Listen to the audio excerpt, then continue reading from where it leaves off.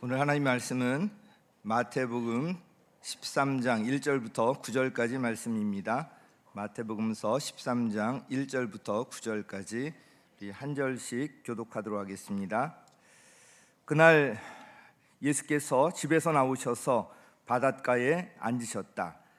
많은 무리가 모여드니 예수께서는 배에 올라가서 앉으셨다. 무리는 모두 물가에 서 있었다. 예수께서 그들에게 비유로 여러 가지 일을 말씀하셨다. 그는 이렇게 말씀하셨다. 보아라, 씨를 뿌리는 사람이 씨를 뿌리러 나갔다. 그가 씨를 뿌리는데 더러는 길가에 떨어지니 새들이 와서 그것을 쪼아 먹었다.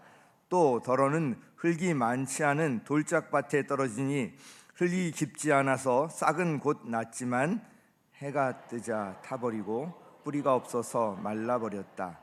또 더러는 가시덤불에 떨어지니 가시덤불이 자라서 그 기운을 막았다. 그러나 더러는 좋은 땅에 떨어져서 열매를 맺었는데 어떤 것은 100배가 되고 어떤 것은 60배가 되고 어떤 것은 30배가 되었다. 함께 읽겠습니다. 귀 있는 사람은 들어라. 아멘. 오늘은 씨가 아니라 땅이 문제입니다. 이런 제목으로 말씀을 드리도록 하겠습니다. 몇 년 전에 이 기적의 사과라는 제목의 영상을 이렇게 보여드린 적이 있었는데요. 아마 이제 기억하시는 분들 계실 것입니다. 또 교회에서 보지 않았더라도 다른 이제 통로를 통해서 접한 분들이 계실 텐데, 일본의 기무라 아키노리라는 농부 이야기입니다. 그가 운영하는 이 과수원은 농약을 전혀 주지 않고요, 비료조차도 주지 않는데 병충해가 접근하지 못하고요, 또 혹시 병충해가 접근하더라도 놀라운 자연 치유력으로 회복이 된다고 합니다. 그의 농법이 주목받기 시작했던 것은 그의 과수원이 있는 아오모리 현에 대형 태풍이 상륙했던 1991년부터였습니다. 이 태풍으로 인해서 주변 과수원의 사과는 90%가 땅에 떨어져서 이렇게 낙과됐지만, 그가 운영하는 과수원의 사과는 이 대형 태풍에도 견디면서 대부분 땅에 떨어지지 않고 나무에 그대로 달려 있어서 결국 수확할 수가 있었습니다. 그의 사과는 상온에서 1년간 보관해도 썩지가 않습니다. 이 수분만 빠져서 줄어들 뿐 그렇게 쉽게 썩지 않습니다. 맛도 역시 이제 좋아서 고급 레스토랑에서 이 사과를 재료로 만든 그런 음식이 인기를 끌고 있다고 합니다. 그 비결을 배우기 위해서 많은 사람들이 이곳을 방문하고 있고요, 우리나라에서도 많은 사람들이 이곳에 이제 방문하는 것으로 알고 있습니다. 사과뿐만 아니라 그 영향을 받아서 다른 채소들도 그의 농법을 적용하려는 시도가 늘어났습니다. 우리가 유기농이라는 그런 이야기 하는데, 이거보다도 더 나아가서 완전 자연 농법입니다. 이 기적의 사과가 어떻게 가능했을까요? 그의 농법의 비결이 어디에 있었을까요? 그 핵심은 땅에 있었습니다. 흙에 있었어요. 오랫동안 비료에 의존하고 농약에 오염되어 있던 땅을 원래 좋은 땅으로 회복시키기 위해서는 10년이라는 세월이 걸렸습니다. 계속 그대로 잡초가 자라게 하고 그것이 썩어서 땅이 온전히 회복될 수 있도록 기다려야만 했는데요, 이제 그 흙이 다시 살아나자 기적의 사과가 이제 하나 둘씩 열리기 시작했고요, 그 수확량도 매년 늘어나게 되었던 것입니다. 벌써 오래전의 이야기라서 지금은 훨씬 더 이런 농법하는 과수원이 많이 늘어났을 것 같습니다. 즉 그의 기적의 사과 농법의 비결은 바로 땅에 있었어요. 흙에 있었던 것입니다. 흙이 비옥하게 회복되자 그때부터 이 기적의 사과가 열리기 시작했던 것입니다.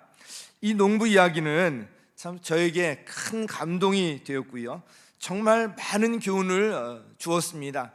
이 토양 작업이 정말 중요하구나, 그것을 깊이 이제 깨달아 알 수가 있었는데요, 지금도 유튜브에 기적의 사과 이렇게 치면 그 여러 영상이 뜨는데 한번 꼭 보시면 좋겠습니다. 오늘 본문에 나오는 예수님의 비유도 씨가 뿌려지는 땅에 이제 관한 것입니다. 13장에서 예수님께서는 천국에 관해서 여러 가지 비유로 말씀하십니다. 예수님께서는 무리에게 말씀하실 때 비유를 사용하시곤 했는데요, 대부분 유대인들의 그 일상에 익숙한 것들을 비유로 들어서 말씀해 주셨기 때문에 어렵지 않게 들을 수가 있었습니다.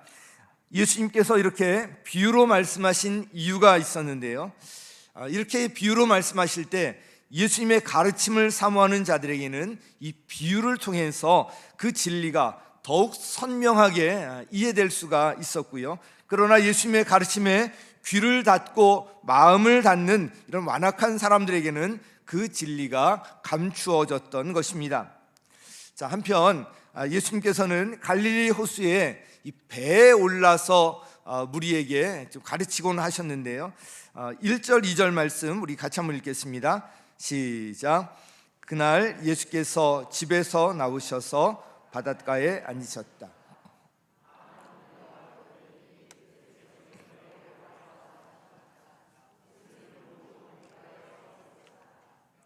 자, 이 말씀을 볼 때마다 부러워요.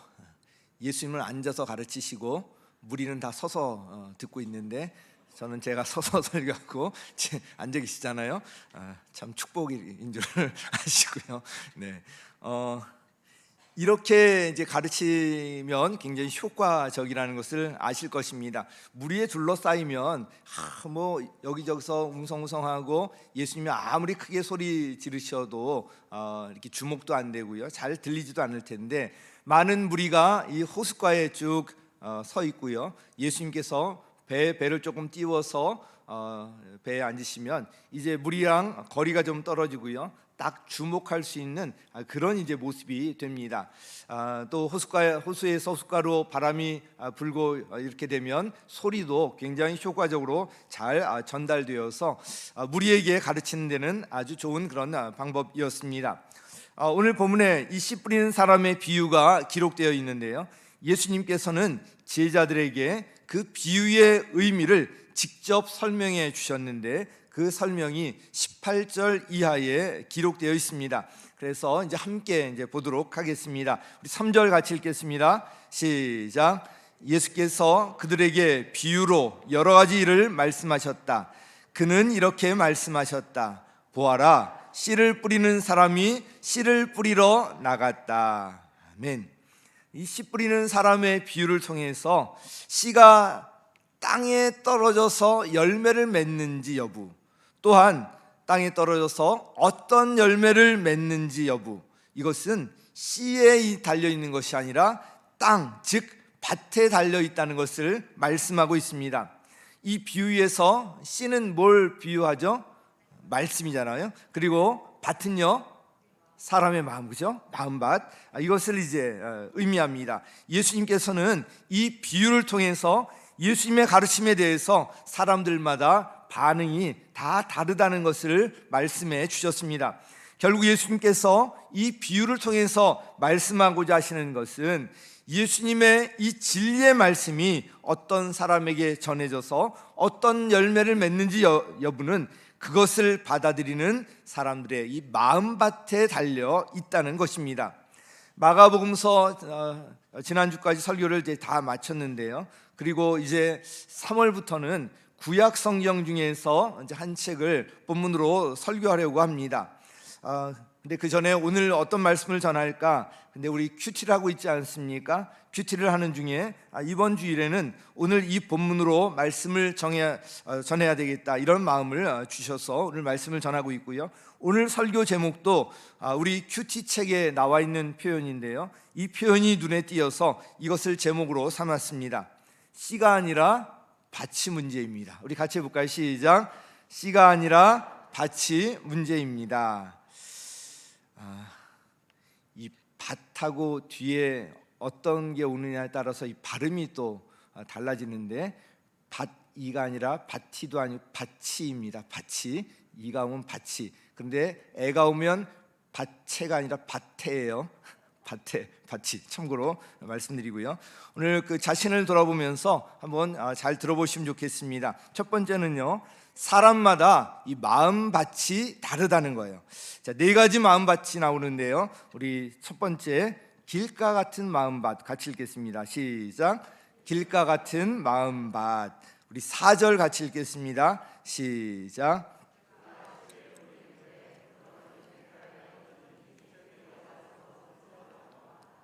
네, 더러는 길가에 떨어진다고 이야기하고 있습니다.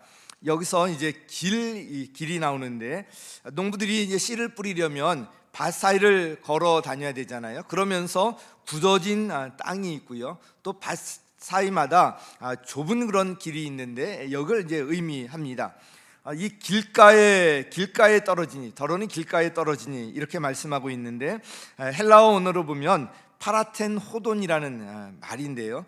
이 영어 성경에 보면 along the path 이렇게 이제 나옵니다. along the path, 길을 쭉 따라서라는 그런 의미를 갖고 있는데요. 길을 따라 나란히 쭉 따라서, 이런 의미를 갖고 있습니다. 결국 길을 따라서 걸어가며 씨를 뿌리는 그런 모습을 우리가 그려볼 수가 있습니다. 그런데 이렇게 길을 쭉 따라가면서 씨를 뿌릴 때 씨가 멀리 못 가고 그냥 길 위에 씨가 떨어지는 경우를 생각하면 될 것 같습니다. 뿌릴 때 떨어질 수도 있고 흘릴 수도 있고, 그렇죠. 또 바람에 또 불어서 또 떨어질 수도 있고. 그런데 문제는 이렇게 길가에 떨어진 씨는 새들이 와서 쪼아 먹어서 바로 없어진다는 것입니다. 여기서 새는 뭘 의미하죠? 그죠, 사탄, 악한 것, 바로 악한 자, 사탄을 지칭하는데요. 이 비유에 대해서 예수님께서는 19절에서 이렇게 설명해 주셨습니다. 19절 같이 읽습니다. 시작. 누구든지 하늘나라를 두고 하는 말씀을 듣고도 깨닫지 못하면 악한 자가 와서 그 마음에 뿌려진 것을 빼앗아 간다. 길가에 뿌린 씨는 그런 사람을 두고 하는 말이다. 아멘. 길가 같은 마음밭을 가진 사람은 어떤 사람일까요? 하늘나라를 두고 하는 이 말씀을 듣고도 깨닫지 못하는 사람이라고 했습니다. 이런 사람들은 하늘나라, 천국에 관심이 없고요, 하나님의 말씀에 관심을 갖지 않습니다. 말씀을 들어도 한 귀로 듣고 한 귀로 흘려보내거나 아예 바로 튕겨져 나가게 됩니다. 혹시 말씀에 감동을 받더라도 오래 가지 아니하고 금방 사라집니다. 왜냐하면 악한 자, 사탄이 빼앗아가기 때문입니다. 그래서 이런 마음밭을 가진 사람은 어떻게 해야 하겠습니까? 먼저 하나님의 말씀에 귀를 열고요, 마음을 열어야 하는 것입니다. 아무리 진리의 말씀이라도 우리의 마음과 귀를 닫고 있으면 열매를 맺을 수가 없는 것입니다. 또한 이런 마음밭을 가진 사람들은 마음을 듣고 또 이렇게 마음에 감동이 왔을 때 즉시 순종하고 실천하는 것이 또 필요합니다. 그렇게 해야 그 말씀을 통해서 열매를 맺을 수 있습니다. 그렇지 않으면 사탄이 와서 이 마음에 뿌려진 것을 바로 빼앗아 가기 때문에 그렇습니다. 그래서 길가 같은 마음밭을 가진 사람들은 이런 마음의 감동이 왔을 때 즉시 순종한다. 이걸 꼭 기억하시면 좋겠습니다. 마음의 감동은 우리 성령님께서 우리에게 주시잖아요. 순종할 때 우리가 열매를 맺게 되는데요. 길가 같은 마음밭을 가진 사람은 그래도 특별히 즉시 순종하되 즉시 순종하고 실천하는 것이 필요합니다. 자, 두 번째는요, 돌짝밭 같은 마음밭. 우리 같이 읽겠습니다. 시작. 돌짝밭 같은 마음밭. 5절 6절 같이 읽겠습니다. 시작. 또 더러는 흙이 많지 않은 돌짝밭에 떨어지니 흙이 깊지 않아서 싹은 곧 났지만 해가 뜨자 타버리고 뿌리가 없어서 말라버렸다. 자, 이 땅 속은 이 돌로 이렇게 돌무더기로 깔려 있는데 겉에만 흙으로 그냥 덮여져 있는 그런 이제 밭이 이 돌짝밭인데요. 겉으로 보기에는 멀쩡해 보이지만 그 밑은 돌무더기예요. 그래서 이런 땅에 씨가 뿌려지면 뿌리는 쉽게 내려요. 그런데 문제는 뿌리가 깊게 내리지 못한다는 것에 있습니다. 20절 21절에서 예수님께서는 이런 사람에 대해서 이렇게 설명해 주십니다. 21절 같이 읽습니다. 시작. 또 돌짝밭에 뿌린 씨는 이런 사람이다. 그는 말씀을 듣고 곧 기쁘게 받아들이기는 하지만 그 속에 뿌리가 없어서 오래가지 못하고 말씀 때문에 환난이나 박해가 일어나면 곧 걸려 넘어진다. 자, 이런 이제 문제가 있습니다. 평소에는 아무 문제 없는 것 같다가 어려움이 닥치면 금방 흔들리게 됩니다. 신앙생활 한번 이제 제대로 해보자 이렇게 결심하지만 그것 때문에 어떤 어려움을 겪게 되면 금방 마음을 접고 타협을 해버립니다. 이제부터 한번 복음을 전하면서 살아야 되겠다 그렇게 이제 결심하고 우리 목장에도 내가 열심히 전도해서 목장 식구고 좀 부흥시켜 보겠다 이렇게 하면서 복음을 전하는데요. 그러다가 억울한 일을 당하거나 또 자존심 상하는 일을 당하고 어려운 일을 겪게 되면 거기에 또 걸려서 넘어지고 맙니다. 이 돌짝밭 같은 마음밭을 가진 사람들의 바로 특징인데요. 이런 분들은 신앙생활 잘하는 것 같았는데 갑자기 잠수를 타기도 합니다. 모든 연락 끊고 연락 자체가 안 가는 경우가 있는데 이런 분들도 돌짝밭 같은 마음밭을 가진 사람들이라고 할 수가 있습니다. 이런 마음밭을 가진 사람들은 어떻게 해야 하겠습니까? 말씀이 깊게 뿌리를 내리도록 이렇게 힘써야 합니다. 말씀이 깊이 뿌리를 내릴 때 어떤 어려움 속에서도 흔들리지 않는 견고한 신앙으로 자랄 수가 있습니다. 제가 처음에 말씀드린 것처럼 그런 대형 태풍에도 불구하고 나무가 멀쩡히 사과가 떨어지지 않을 수 있었던 것은 그만큼 뿌리가 깊게 박혀 있었기 때문에 흔들림이 없었다는 그런 이야기입니다. 그래서 매일 큐티를 통해서 말씀을 가까이 하는 것 이거 너무나도 이제 중요하고요. 또한 이런 삶 공부 시즌이 되면 반드시 삶 공부에 꾸준히 참석하고 수강했어요. 말씀이 깊이 뿌리 내리도록 노력을 해야 합니다. 어떤 사람이요? 돌짝밭 같은 마음밭을 가진 사람은 바로 말씀이 뿌리 내릴 수 있도록 이렇게 해야 한다는 것입니다. 자, 세 번째는요. 가시덤불 같은 마음밭 우리 같이 읽겠습니다. 시작. 가시덤불 같은 마음밭 7절 같이 읽습니다. 시작. 또 더러는 가시덤불에 떨어지니 가시덤불이 자라서 그 기운을 막았다. 자, 이런 가시덤불에 씨가 뿌려지면 곧 싹이 나고 자라날 수 있지만 가시덤불 때문에 더 이상 자라지 못하고요, 열매도 맺지 못하게 됩니다. 가시덤불이 햇빛을 가리고요, 영양분을 다 빼앗아 가서 제대로 자랄 수가 없기 때문에 그렇습니다. 그래서 가시덤불 같은 마음밭을 가진 사람에 대해 예수님께서는 이렇게 말씀하십니다. 22절 함께 읽습니다. 시작. 또 가시덤불 속에 뿌린 씨는 이런 사람이다. 그는 말씀을 듣기는 하지만 세상의 염려와 재물의 유혹이 말씀을 막아 열매를 맺지 못한다. 말씀을 듣기는 하지만 열매를 맺지 못합니다. 그래서 이런 분들하고 이제 이야기해 보면 아주 신앙이 이제 좋은 분들이고요, 또 봉사도 열심히 할 수 있는 그런 분들 같은데 막상 이 헌신의 자리에 선뜻 나서지 못합니다. 참 이해가 이제 되지 않는데요. 이 가시덤불 같은 마음밭을 가진 사람이 말씀을 잘 듣고 신앙생활도 열심히 하는 그런 이제 모습을 보이지만 그럼에도 이렇게 열매를 맺지 못하는 이유가 무엇 때문일까요? 예수님께서는 그 이유를 세상의 염려와 재물의 유혹이 말씀을 막기 때문이라고 하셨습니다. 세상의 염려들, 그래서 거기에 이제 막 집중하다 보니까 열매를 못 맺는 거예요. 또 재물의 유혹, 세상에서 가장 우리를 유혹하는 것이 재물 아닙니까? 성경에서도 그래서 재물과 하나님을 동시에 섬길 수 없다는 것을 이제 말씀하고 있는데요. 그만큼 이 재물의 유혹이 강하다는 것입니다. 세상의 염려와 재물의 유혹이 말씀을 맡기 때문에 이런 분들은 신앙이 좀 좋은 것 같은데도 열매를 맺지 못하는 것을 볼 수가 있습니다. 말씀에 대한 깨달음도 있고요, 신앙생활도 정말 제대로 하고 싶은데 그럼에도 불구하고 이렇게 열매를 맺지 못하는 것, 바로 세상의 그런 일들에 대한 욕심 때문입니다. 괜히 이렇게 헌신했다가 이 세상의 일들 이거 빼앗기면 어떡하나, 이거 놓치면 어떡하나, 뭐 이런 이제 염려들이 있는 거예요. 참 안타까운 일인데요. 가시덤불 같은 마음밭을 가진 사람은 그러면 어떻게 해야 할까요?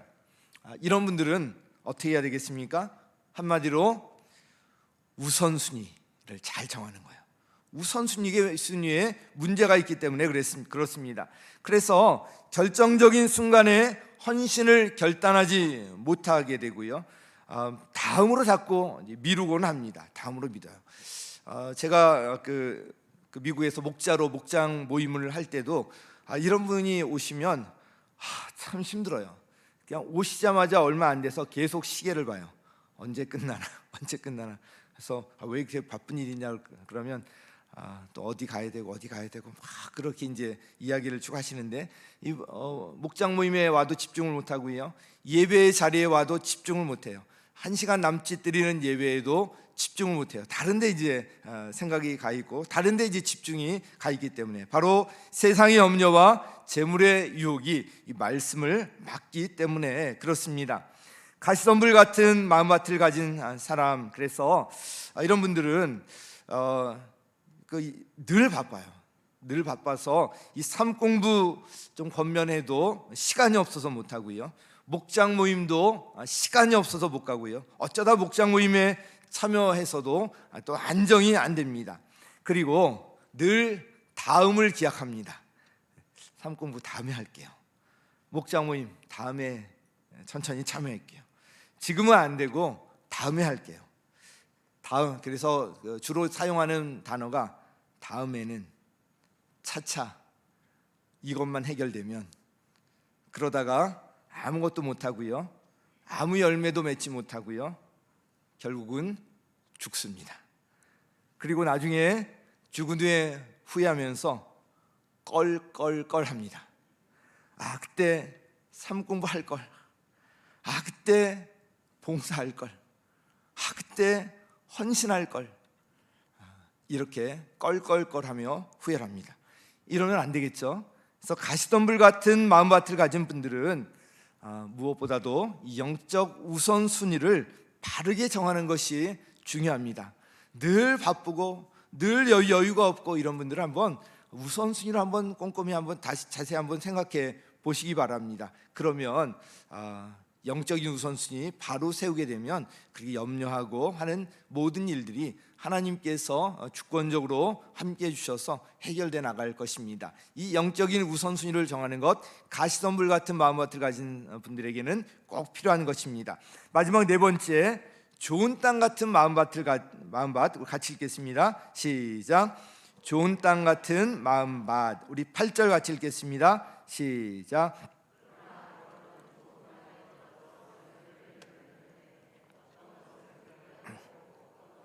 60배가 되고 어떤 것은 30배가 되었다. 아멘. 좋은 땅 같은 마음밭을 가진 분들은 어떤 사람들일까요? 이렇게 60배, 또 100배, 60배, 30배의 열매를 맺는 비결이 어디에 있을까? 우리 23절 우리 관련해서 읽겠습니다. 시작. 그런데 좋은 땅에 뿌린 씨는 말씀을 듣고서 깨닫는 사람을 두고 하는 말인데, 이 사람이야말로 열매를 맺되 100배 혹은 60배 혹은 30배 결실을 낸다. 아멘. 자, 이게 다른 성경에는 또 30배, 60배, 100배라고 나오는데 우리 마태복음서에서는 100배, 60배, 30배 이렇게 나오는 걸 보면 제가 쭉 보다 보니까 이렇게 할 때 100배가 기준이구나. 100배 열매를 맺고요, 최소한 30배 열매를 맺는다. 이렇게 이제 말씀하는 것 같았습니다. 좋은 땅 같은 마음밭을 가진 사람은 말씀을 듣고서 깨닫는 사람이다. 이렇게 이제 말씀하고 있습니다. 즉 말씀에 순종하고요, 말씀대로 실천하며 사는 사람들이라고 할 수가 있겠습니다. 이런 사람들은 열매를 맺되 100배, 60배, 30배 결실을 낸다고 말씀하고 있습니다. 제 말이 아니라 예수님의 말씀이에요. 예수님 말씀. 여기 계신 모든 분들이 이렇게 100배, 60배, 30배 열매를 맺기를 예수님의 이름으로 간절히 축원합니다. 자, 이렇게 네 가지 마음밭에 대해서 살펴보았는데요. 사람마다 마음밭이 다르다는 거예요. 사랑하는 성도 여러분, 여러분의 마음밭은 어떻습니까? 이렇게 100배, 60배, 30배 열매를 맺으려면 어떻게 해야 하겠습니까? 이미 각각의 마음밭과 또 관련해서 적용에 관한 것들을 하나하나 이제 말씀을 드렸는데요. 전체적인 적용과 관련해서 두 가지 말씀을 더 드리도록 하겠습니다. 하나는요, 좋은 땅으로 마음밭을 기경하라는 것입니다. 같이 읽습니다. 시작. 좋은 땅으로 마음밭을 기경하라. 자, 이 네 가지 마음밭에 대해서 말씀을 드렸는데 사실 정도의 차이가 있을 뿐이지 누구나 이 네 가지 마음밭을 함께 동시에 가지고 있습니다. 사람마다 그 중에 한 가지가 더 두드러지게 나타나기 때문에 네 가지로 말씀해 주시는 것입니다. 오늘 말씀을 통해서 우리가 알 수 있는 것은 바로 이 마음밭이 중요하다는 것입니다. 같은 씨가 떨어져도 마음밭에 따라 열매를 맺는 여부가 결정되기 때문입니다. 아무리 씨가 좋아도 토양이 좋지 않으면 열매를 맺을 수가 없습니다. 그러므로 씨가 심겨서 자랄 수 있는 좋은 토양이 필요하다는 것입니다.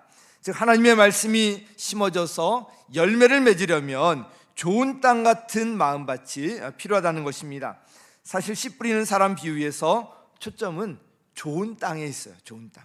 그래서 우리가 열매를 맺기 위해서는 우리 마음밭을 열매를 풍성히 맺는 좋은 땅 같은 이런 마음밭으로 기경해야 한다는 것입니다.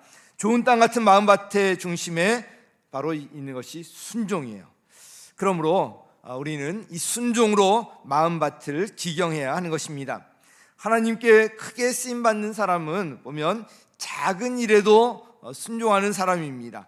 작은 일에 순종할 때 더 큰 일들을 맡겨 주시는 것입니다. 하나님의 일에 여러 가지로 쓰임받고 있는 분들은 작은 일부터 순종했던 분들입니다. 우리 목사님들 중에도 보면 교회에서 종직이 하다가 목사님 되신 분들도 있고요. 어떻게 보면 작은 일이라고 할 수가 있는, 세상적으로 볼 땐 그런 일들이지만 그럼에도 불구하고 거의 충성할 때 또 이렇게 목회를 하는 그런 자리까지 또 된 분들 또 이야기도 듣습니다. 이런 이제 순종의 차이가 더 큰 차이를 만들어낸다는 것입니다. 우리 12절 말씀 관련해서 같이 읽겠습니다. 시작. 가진 사람은 더 받아서 차고 남을 것이며 가지지 못한 사람은 가진 것마저 빼앗길 것이다. 자, 이게 그거예요. 듣고 깨닫고 순종하는 사람은 더 가질 수밖에 없어요. 더 차고 넘칠 수밖에 없는데 그렇지 않은 사람은 있는 것마저도 빼앗길 것이라고 말씀하고 있습니다. 이것이 바로 영적 원리입니다. 사랑하는 성도 여러분, 여러분의 마음밭을 좋은 땅과 같은 마음으로 밭으로 기경하시 바랍니다. 그 중심에 바로 이 순종이 있습니다. 말씀을 그대로 받아들이고 순종함으로써 100배, 60배, 30배 열매를 맺는 인생이 되기를 예수님의 이름으로 간절히 축원합니다. 한 가지 적용점 더 말씀드리면요, 세 번째, 복음을 전하는 일에 끝까지 충성하라는 것입니다. 우리 같이 읽습니다. 시작. 복음을 전하는 일에 끝까지 충성하라. 아멘. 어디까지요? 끝까지. 예수님께서 이 네 가지 마음밭에 관한 이 비유 말씀을 하신 것은 사실 여기에도 또 중요한 초점이 있습니다. 복음을 전하고 영혼을 섬기다 보면 쉽지 않잖아요. 내 마음대로 되지 않잖아요. 그래서 정말 포기하고 싶고 낙심이 될 때가 있습니다. 열심히 전도를 한다고 애쓰지만 내 마음대로 잘 안 돼요. 내가 열심히 섬겨도 섬기는 만큼 잘 되지가 않습니다. 열심히 섬겨서 전도했는데 그런데 어느 날 그냥 배신하고 떠나버리는 경우도 생깁니다. 아무리 섬겨도 삶에 변화가 없어요. 변화가 없어요. 그러면 낙심하는 마음이 찾아오고요, 포기하고 싶은 그런 마음이 생기는 것이 또 당연합니다. 그러나 포기하거나 낙심하지 말라는 것입니다. 세 가지 마음밭을 가진 사람들을 만날 수 있지만, 그러나 좋은 땅 같은 마음밭을 가진 사람들을 반드시 만나게 될 것이다. 4명 중에 1명은 좋은 땅 같은 마음밭을 가진 사람을 만날 것이다. 그러니 낙심하지 말라. 이것이 이 비유를 통해서 예수님께서 제자들 향해서 주시는 그런 말씀의 핵심입니다. 하나님께서 반드시 열매 맺게 하십니다. 한 사람이 열매 맺는 모습을 보면 정말 놀라운데요, 그것이 바로 8절에 나와 있는 것입니다. 같이 읽겠습니다. 시작.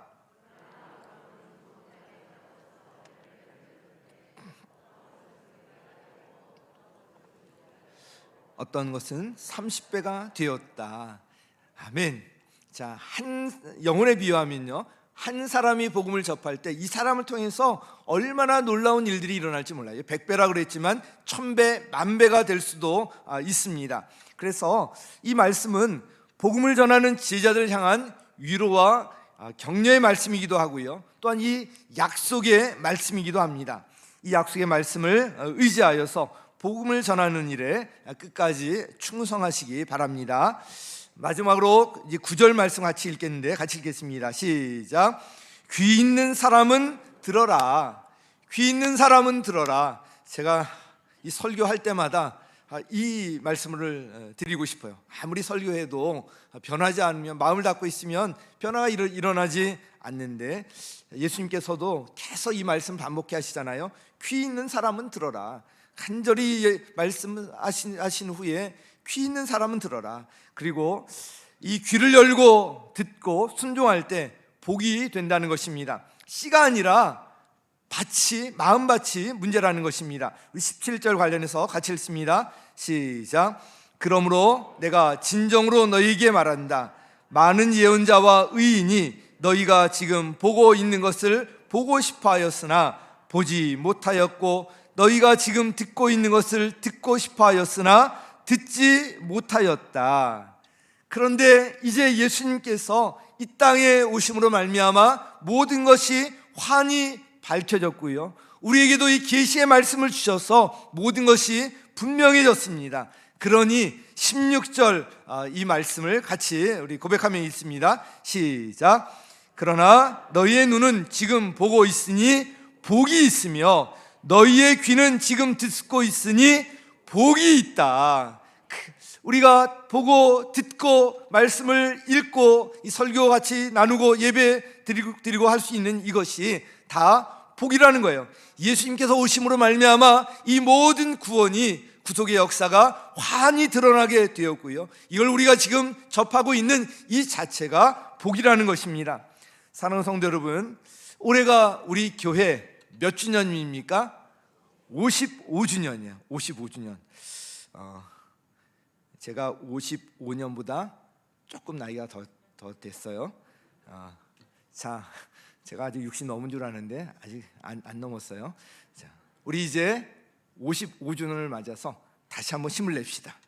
다시 일어나서 적극적으로 전도하고요, 주님의 일하심을 기대하면서 다시 한번 도전합시다. 나의 모든 것을 내려놓고 주님의 말씀에 있는 그대로 귀 기울입시다. 말씀을 듣고 깨닫는 사람에게 주시는 100배의 열매, 이 축복의 약속이 있습니다. 가진 사람은 더 받아서 차고 남을 것이고, 가지지 못한 사람은 이 가진 것마저 빼앗길 것이라고 말씀하셨습니다. 오늘 이 말씀을 흘려듣지 마시고 꼭 기억하셔서 100배, 60배, 30배의 열매를 맺으시기를 예수님의 이름으로 간절히 축원합니다. 아멘.